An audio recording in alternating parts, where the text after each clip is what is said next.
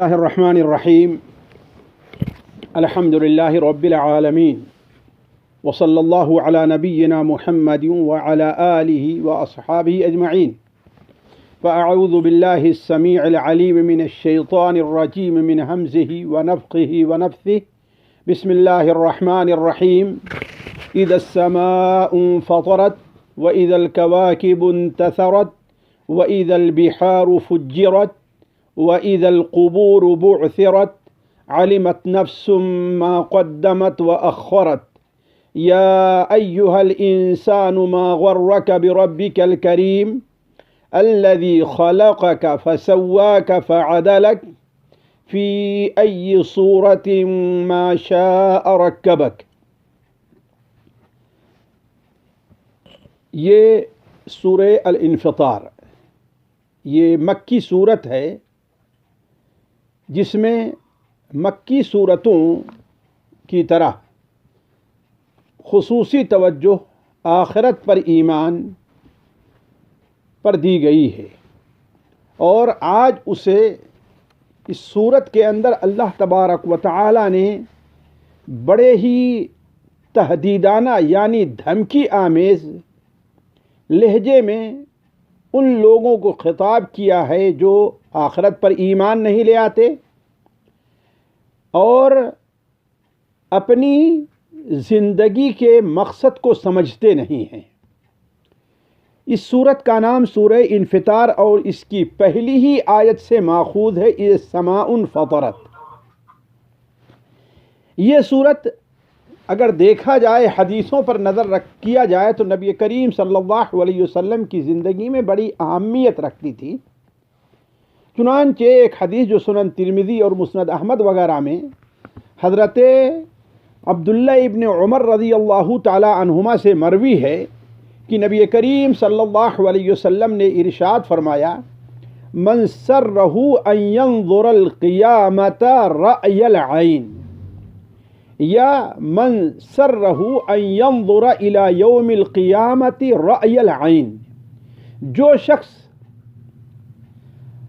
قیامت کے دن کا مشاہدہ اپنی آنکھوں سے کرنا چاہتا ہے، گویا کہ وہ دیکھ رہا ہے، یعنی قیامت کا منظر اس کے سامنے ایسے آئے گویا کہ وہ اپنی نظروں سے دیکھ رہا ہے، تو اسے چاہیے کہ وہ اذا الشمس کورت، جو اس سے پہلے والی صورت ہے سورہ تکویر، وَإِذَا السَّمَاءُ انفطرت یعنی یہ سورہ انفطار، اور تیسری صورت اذا السماء انشقت جو اس کا ذکر اس سے پہلے آ چکا ہے۔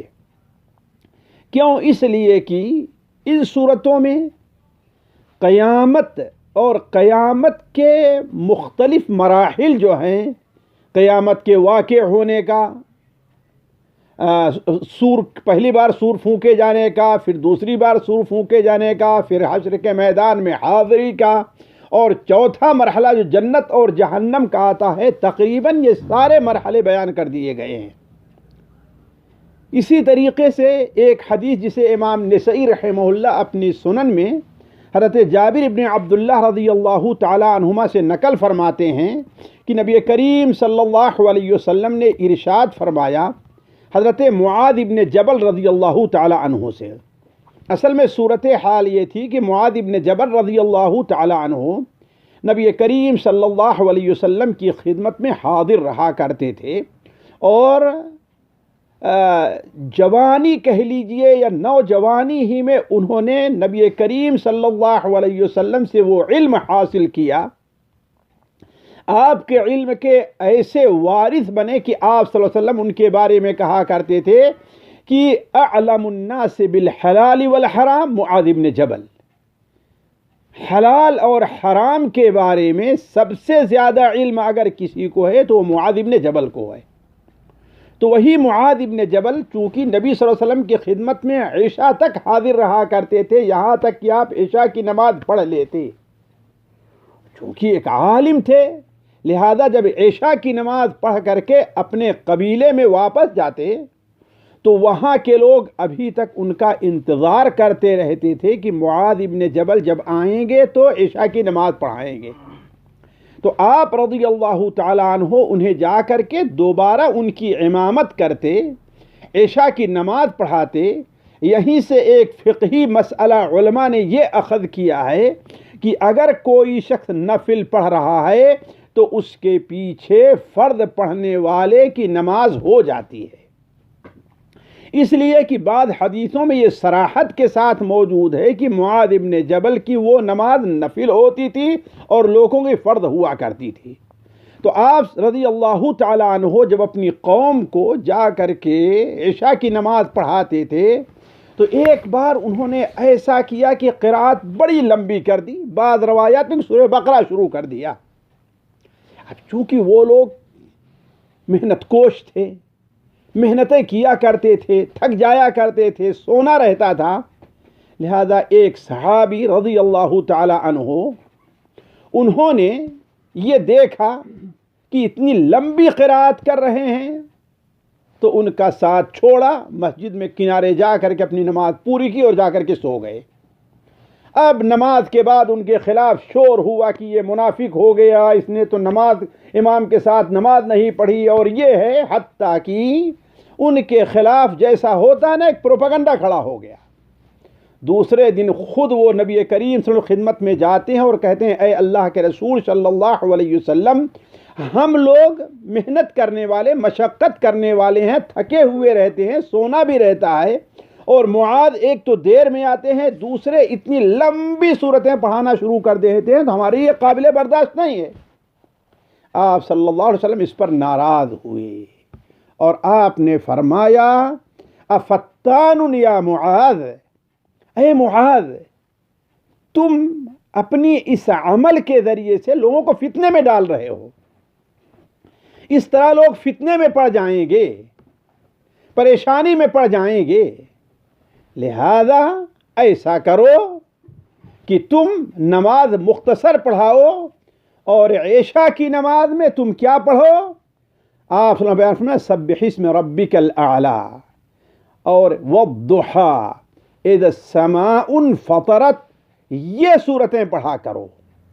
تو گویا آپ صلی اللہ علیہ وسلم کی زندگی میں، جیسا کہ ہم نے کہا، اس صورت کی بڑی اہمیت رہی ہے کہ آپ صلی اللہ علیہ وسلم عشاء کی نماز میں بھی اسے تلاوت کرنے کا حکم دیا کرتے تھے۔ علی کل حال اس صورت سے متعلق احادیث ہیں تو متعدد وارد ہیں، میں اس طرف نہ جا کر صرف یہ اشارہ کر رہا تھا کہ یہ صورت نبی کریم صلی اللہ علیہ وسلم زندگی میں ایک اہمیت رکھتی تھی، اور اس کی وجہ یہ ہے کہ یہ صورت انسان کو جھنجھوڑنے کے لیے بڑا عجیب اسلوب رکھتی ہے۔ بلکہ بات لمبی نہ ہو جائے، ایک شخص جاپانی جو آج کل شاید ام القریٰ یونیورسٹی کے اندر ہے، وہ شخص اسلام اپنے قبول کرنے کا جو سبب بتاتا ہے وہ اسی صورت کی ایک آیت سے، یا ایھا الانسان ما غرک بربک الکریم، یہ جو جھنجھوڑا ہے اللہ تبارک و تعالیٰ نے بندے کو، کہا کہ اس آیت کو سننے کے بعد مجھے لگا کہ یہ کسی بہت ہی طاقتور قادر ذات کی طرف سے یہ خطاب ہے، یہ کسی عام انسان، دنیاوی انسان کا خطاب نہیں ہو سکتا۔ تو علی کل حال کہنے کا مطلب یہ ہے کہ یہ صورت اللہ تبارک و تعالی، صورت کے اندر اللہ تبارک و تعالی نے جو اسلوب انسان کے جھنجھوڑنے کا استعمال کیا ہے، اسے متنبہ کیا ہے اور اپنی زندگی کے مقصد کے سمجھنے کی طرف توجہ دلائی ہے، وہ کم صورتوں میں وہ چیز پائی جاتی ہے۔ علی کل حال اب آتے ہیں اس صورت کے اختصار کے ساتھ اس کی تفسیر اور ترجمے کی طرف۔ اللہ تبارک و تعالی فرماتا ہے بسم اللہ الرحمن الرحیم، اذا السماء انفطرت، اذا جب، السماء معلوم ہے آسمان، انفطرت، انفطر کے معنی ہوتا ہے پھٹ جانا، جیسا کہ اس سے پہلے والی صورت میں انشقت کا لفظ آیا ہوا ہے۔ سورہ مزمل میں ہے السماء منفطر بہ، یعنی قیامت کے دن جب آسمان پھٹ جائے گا۔ یہ پہلی بار سور پھونکنے کا منظر کھینچا گیا ہے کہ جب پہلی بار سور پھونکا جائے گا تو کیا ہوگا، یہ آسمان جہاں آج اس دنیا کے اندر جتنی بھی صورتحال پیدا ہو، زلزلے آئیں، طوفان آئے، سیلاب آئے، آندھیاں آئیں، جو کچھ بھی ہو صورتحال پیش آئے، لیکن آسمان پر اس کا کوئی اثر نہیں ہوتا۔ بہت ہوگا ہمارے اور آسمان کے بیچ میں گرد غبار، مٹی حائل ہو جائے گی، لیکن اصل آسمان تک ان چیزوں کا پہنچنا مشکل اور نہیں پہنچ پاتی یہ چیزیں۔ لیکن جب وہ زلزلہ آئے گا جسے زلزلہ قیامت کہتے ہیں، قرآن مجید جسے زلزلہ قیامت کہا گیا ہے، تو اس زلزلے کی وجہ سے آسمان بھی پھٹ جائے گا۔ تو اذا السماء انفطرت واذا الكواكب انتثرت، اور جب الکواکب کوکب ستارے، انتثرت، نثرہ کے معنی اصل میں ہوتا ہے پھیلا دینے کے، اسی لیے اردو میں نظم اور نثر یہ دونوں چیزیں ہیں، نظم اور نثر، اس لیے کہ نظم جو ہے ایک الفاظ دوسرے سے گچھے گویا رہتے ہیں، پیروئے رہتے ہیں اور ان کا ایک وزن رہا کرتا ہے، لیکن نثر کا کوئی وزن نہیں ہے۔ تو پھیلنا، تو وَإِذَا الْكَوَاكِبُ انتثرت، اور جب تارے ستارے جھڑ جائیں گے، گر جائیں گے، وَإِذَا الْكَوَاكِبُ انتثرت، یہ دوسری چیز ہے۔ تیسری چیز اس قیامت کی جو ہولناکی بیان کی گئی ہے، وَإِذَا الْبِحَارُ فُجِّرَتْ، وَإِذَا الْبِحَارُ فُجِّرَتْ، اور جب البحار، بحار بحر کی جمع ہے جس کے معنی ہوتا ہے سمندر کے، اور جب سمندر، ایک سمندر نہیں بلکہ سارے سمندر، وَإِذَا الْبِحَارُ فُجِّرَتْ، فَجَّرَ يُفَجِّرُ، تفجیر کے معنی ہوتا ہے بہہ نکلنا، اور پھٹ جانے کے بھی آتا ہے۔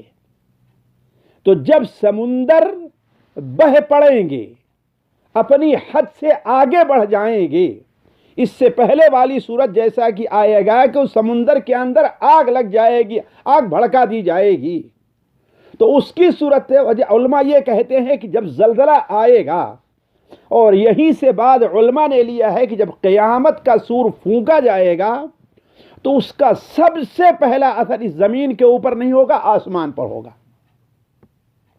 آسمان سے تارے، آسمان پھٹنا شروع ہوگا تو سورج اور جہاں تارے جو ہے کیا ہے وہاں سے بکھرنے اور جھڑنے شروع ہو جائیں گے۔ پھر اس کے بعد اس کا اثر کس کے اوپر ہوگا؟ زمین کے اوپر ہوگا۔ زمین اس طریقے سے ہلا دی جائے گی کہ خشکی اور تری مل جائیں گے۔ آپ جانتے ہیں کہ اس زمین کے اندر بہت سی جگہوں پر آگ بھی پائی جاتی ہے، تیز دہک اٹھنے والے مادے اور کوئلے بھی پائے جاتے ہیں، آتش فشاں پہاڑ بھی ہیں۔ تو جب یہ صورتحال پیدا ہوگی کہ زلزلے کی وجہ سے سمندر کی حدیں ٹوٹ جائیں گی اور سمندر خشکی پر اور پہاڑ وغیرہ گریں گے، تو اس وقت کیا ہے گویا ایک آگ سی لگ جائے گی۔ اس کی بہت سی تعویل اہل علم نے کی ہے، سیاسی لوگوں نے، میں اس طرف نہیں جاتا، اس لیے کہ یہاں صرف یہ بیان کرنا مقصد ہے کہ جب قیامت کا زلزلہ آئے گا، پہلی بار سور پھونکا جائے گا تو وَإِذَا الْبِحَارُ فُجِّرَتْ، سمندر کیا ہیں وہ بہہ پڑیں گے، یعنی اپنی حدود ان کی باقی نہیں رہے گی، وہ اپنی حدود سے آگے بڑھ جائیں گے۔ اور چوتھی صورت یہ ہے کہ وَإِذَا الْقُبُورُ بُعْثِرَتْ، اور جب قبریں، قبور قبر کی جمع ہے، اور جب قبریں بعثرت، بعثرہ کے معنی ہوتا ہے پھیلا دینے کے، بعثرت ادھیڑ دی جائیں گی، اکھیڑ دی جائیں گی۔ آج جتنے مردے ہیں وہ زمین کے اندر ہیں، چاہے انہیں جلایا جائے، ان کی راہ کو دفن کیا جائے، یا ویسے ہی ان کی لاش کو دفن کیا جائے، لیکن جب قیامت کا دن ہوگا اور سور پھونکا جائے گا پہلی بار، تو یہ زمین میں اتھل پتھل مچ جائے گی،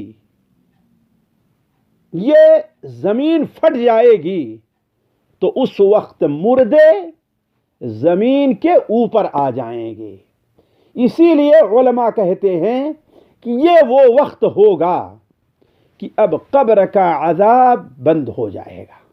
اب تک جو قبر کے اندر عذاب ہو رہا تھا بند ہو جائے گا، اور یہ مرحلہ 40 رہے گا. 40 دن ہے، 40 سال ہے، 40 صدیاں، اللہ بہتر جانتا ہے.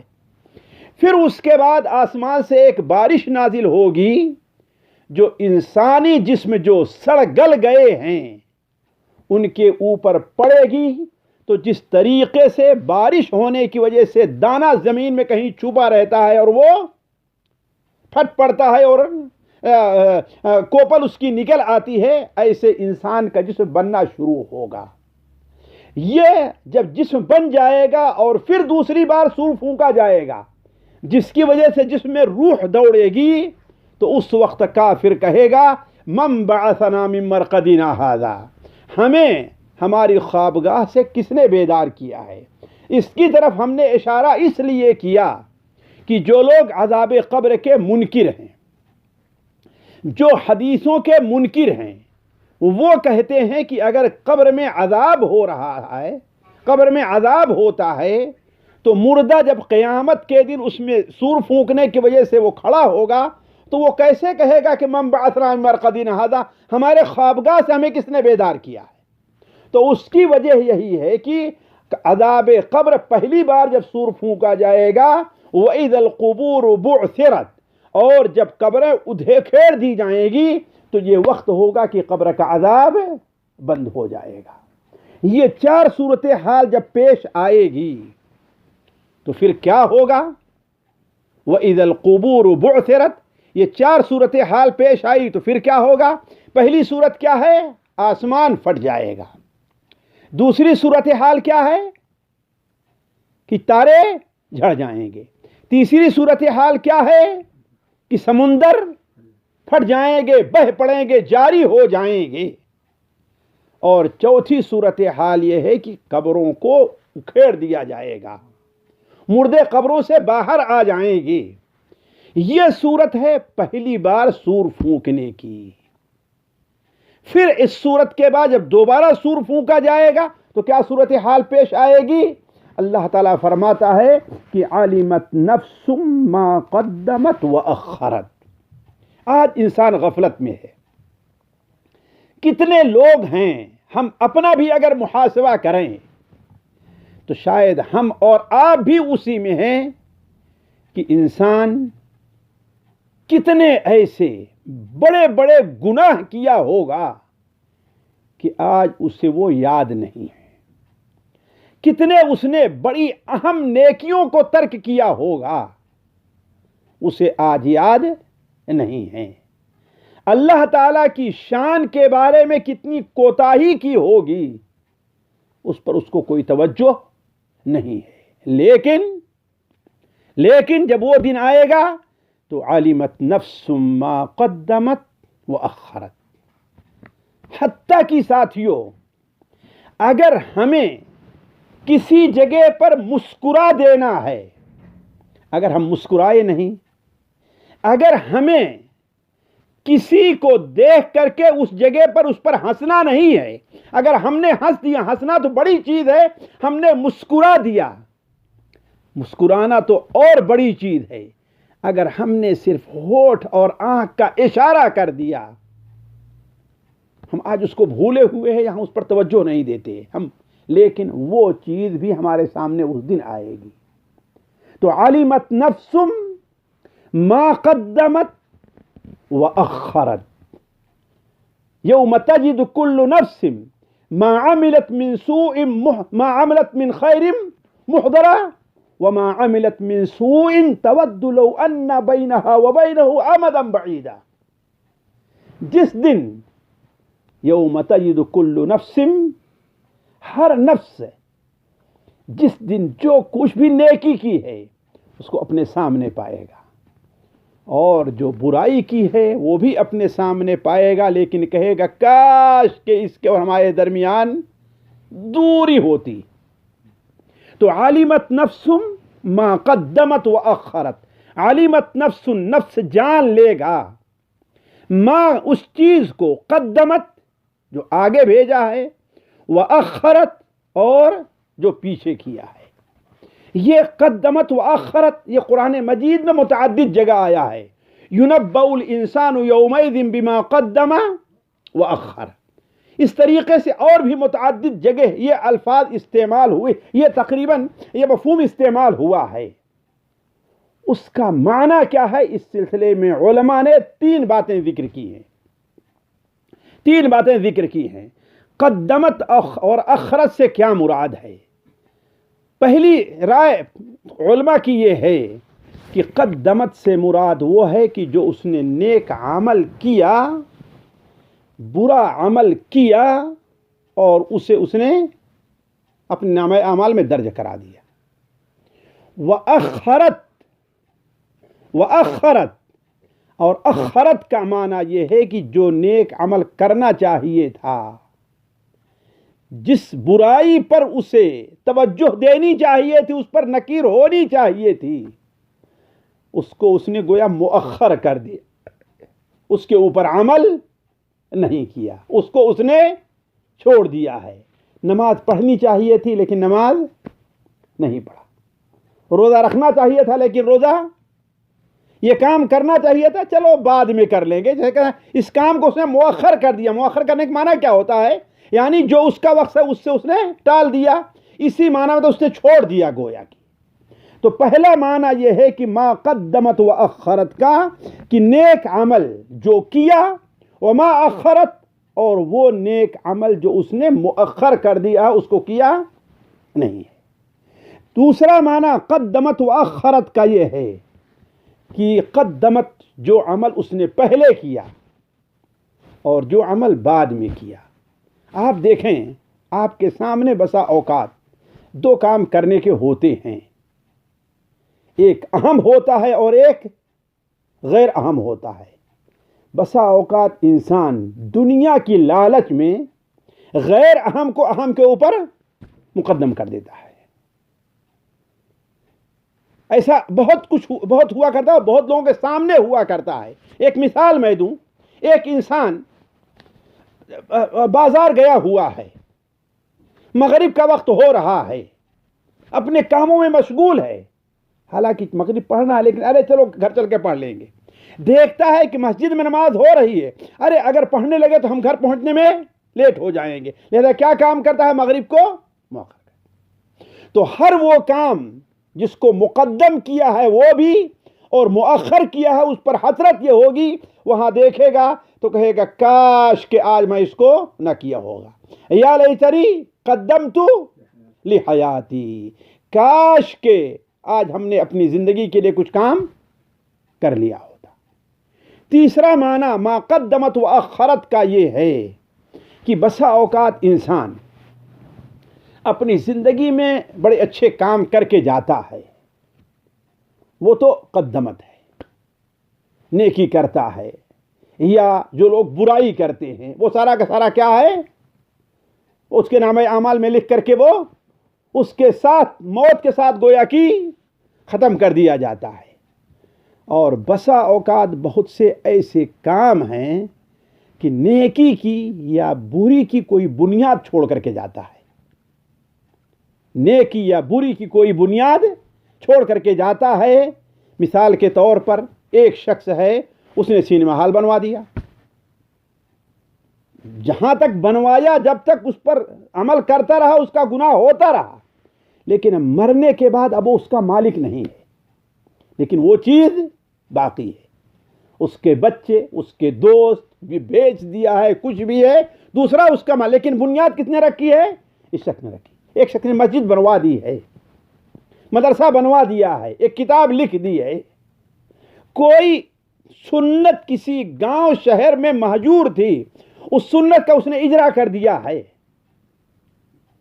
اب اس کی انتقال کے بعد، وفات کے بعد بھی وہ سلسلہ جاری ہے. تو ما قدمت میں وہ ہے کہ جو اس نے اپنی زندگی میں کیا نیکی اور برائی. اور آخرت کیا ہے؟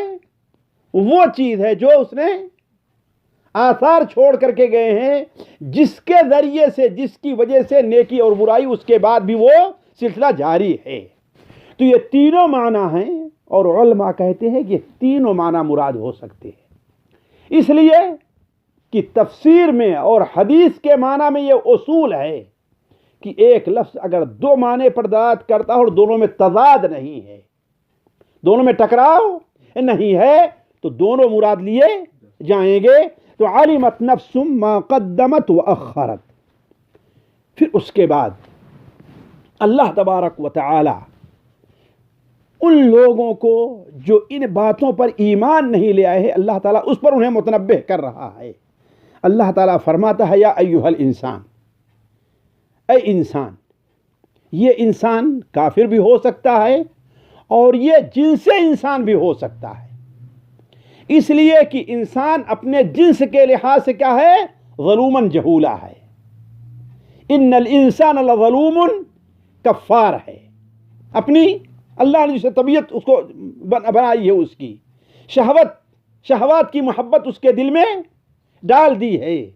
عبادت کی طرف رغبت اس کے دل کے اندر کیا ہے؟ ذرا سا ناپسندیدہ ہے. روزہ رکھنا سخت ہے، انسان ناپسند کرتا ہے. سردی میں وضو کرنا انسان کے نفس کو. لیکن اگر انسان کی طبیعت بن جائے، اس میں لذت ہو جائے، تو گویا اب انسان کی جو وہ طبیعت حیوانی طبیعت ہے، شہوانی طبیعت ہے، شیطانی طبیعت ہے، وہ اٹھ کر کے گویا کی ملکوت میں تبدیل ہو گئی. یہ انسان کے وہ اعلیٰ مقام ہے انسانیت کا، جہاں پہنچ کر کے انسان کو اللہ کی عبادت کی لذت ملنا شروع ہوتی ہے. اللہ تعالیٰ سے دعا ہے کہ اللہ تعالیٰ ہم لوگ سب لوگوں کو انہیں بنائے. تو اللہ تبارک و تعالی خطاب کرتا ہے یا ایھا الانسان ما.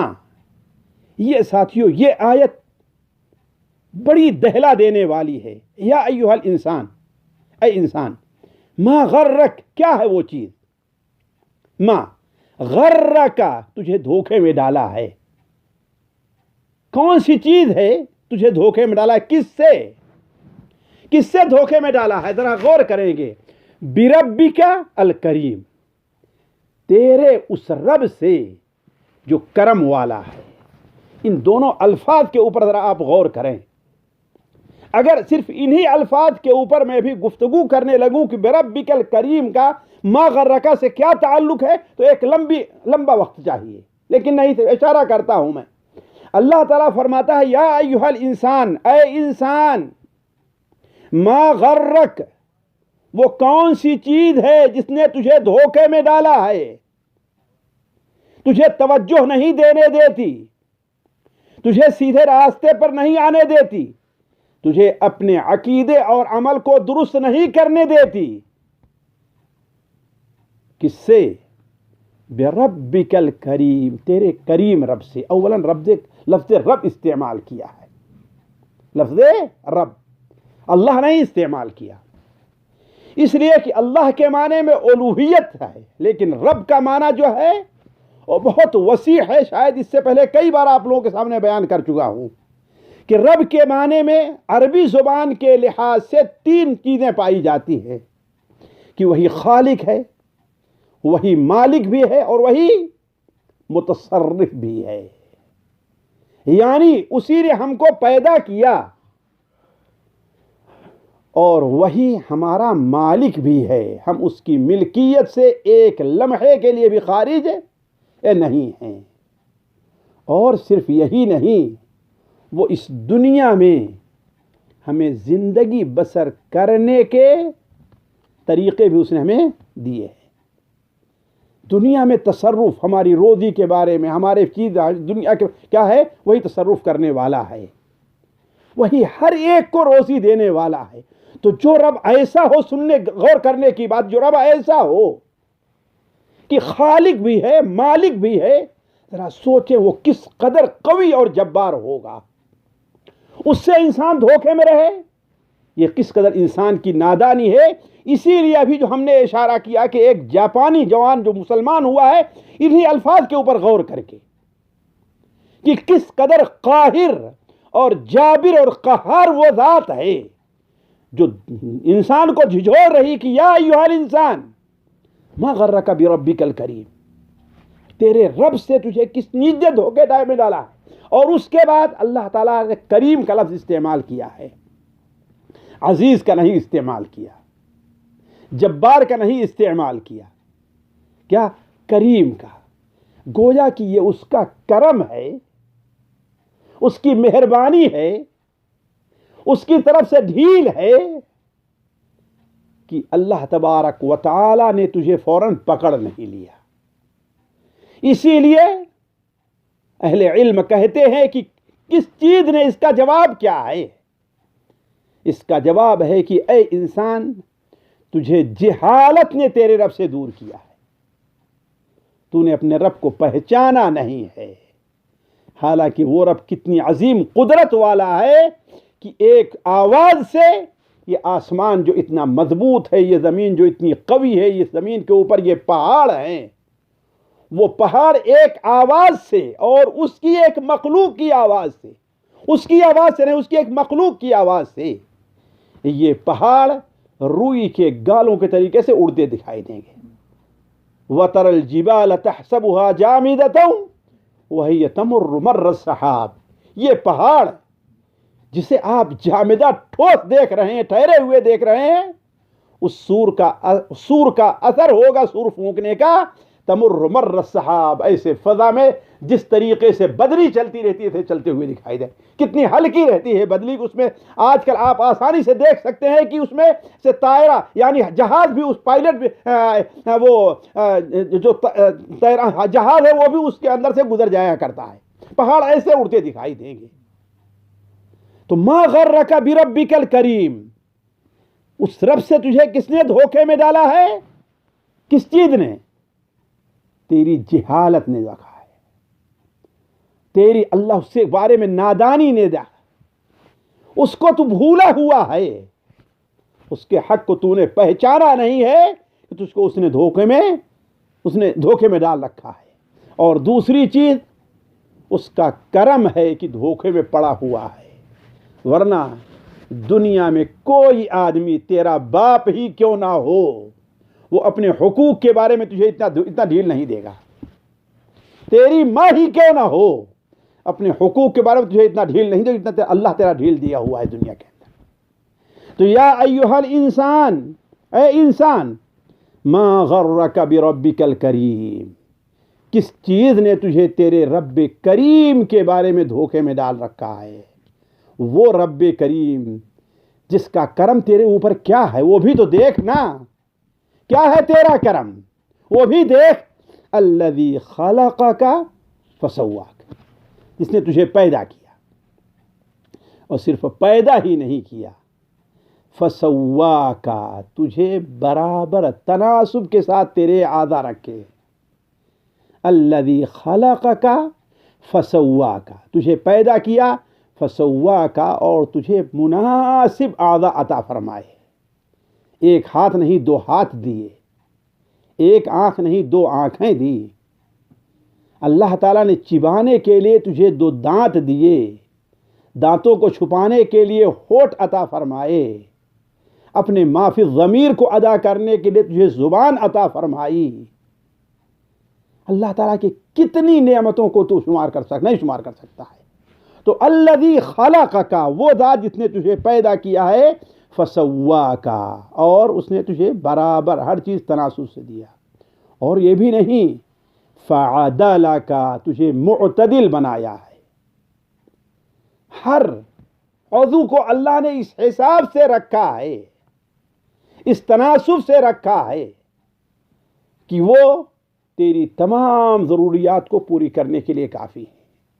اولاً حیوانوں کے طریقے سے تجھے جھکا ہوا نہیں بنایا ہے، تجھے معتدل قامت بنایا ہے۔ حیوانوں کے طریقے سے تجھے منہ سے کھانے والا، منہ کو زمین پر رکھ کر کے نہیں بلکہ اپنے ہاتھ سے اٹھا کر کے کھانے والا تجھے بنایا ہے۔ اللہ تعالیٰ کی اس کی کچھ تفصیل سورہ الاعلیٰ کے تفسیر میں گزر چکی ہے، میں اس تفصیل میں نہیں جانا چاہتا، وہاں پر تفصیل سے ہم نے رکھا تھا۔ تو اللہ تبارک و تعالیٰ کا کرم کیا ہے؟ خلقک فسواک فعدلک فی ای صورت ما شاء رکبک، جس صورت میں بھی اس نے چاہا تیری ترکیب کی ہے، تجھے فٹ کیا ہے، ہاتھوں کو مناسب جگہ میں رکھا، اور اس کی صناعی کا ایک کرشمہ یہ بھی ہے کہ کسی بھی کسی بھی مسئلے سے جو چیزیں نکلتی ہیں ہر چیز ایک دوسرے سے مختلف نہیں ہوتی ہے، بلکہ کتنی ایسی چیزیں ہوں گی جو 100% ایک دوسرے سے مناسبت رکھتی ہیں، لیکن اللہ تبارک و تعالی نے کہ کارخانے میں جو انسان بن کر کے نکلتا ہے وہ انسان ایک دوسرے سے کس قدر مختلف نظر آتا ہے۔ ہزاروں لاکھوں کروڑوں انسانوں میں 2 انسان بھی آپ کو نہیں ملیں گے جن میں تمیز نہ کی جا سکے۔ تو الذی خلقک فسواک فعدلک فی ای صورت ما شاء رکبک، جس صورت میں بھی چاہا اللہ تبارک و تعالی نے تمہیں بنا دیا ہے۔ بسا اوقات